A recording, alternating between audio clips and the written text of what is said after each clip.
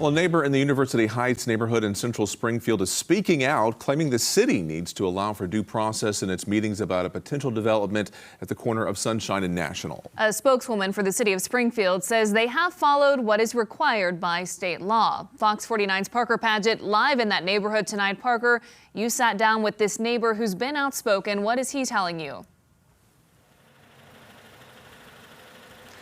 Yeah, Mark Fletcher tells me him and other neighbors have been mainly fighting this battle against the developer. He now tells me it's almost as if it's a war on all fronts, demanding transparency and a new hearing from the city. What you saw was the city and the city attorney essentially acted as the developer's advocates. Mark Fletcher is among neighbors upset about a potential development at the corner of National and Sunshine. Everybody here has restrictive covenants in their deeds which prevent the construction of anything but a private residence or private dwelling.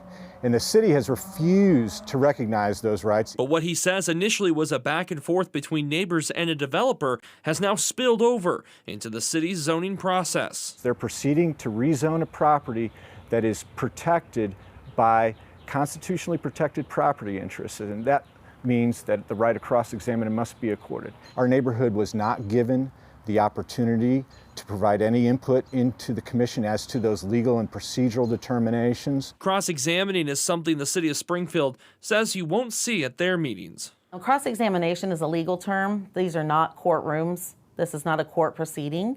It's a public meeting.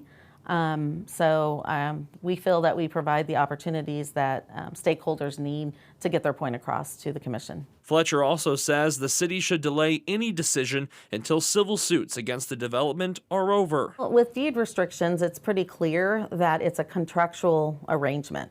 So it's civil in nature. Those contractual arrangements between individual neighbors need to play out in an actual court.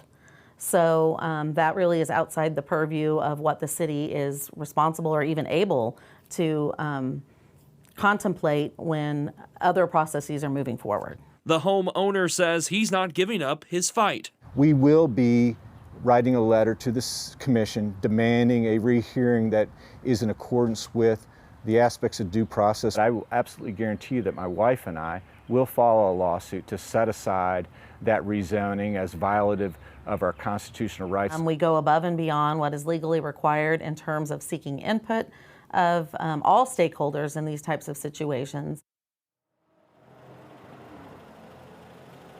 Planning and Zoning is expected to discuss and vote on this potential development at its next meeting on April 20th. Reporting live in Springfield, Parker Paget, Ozarks First.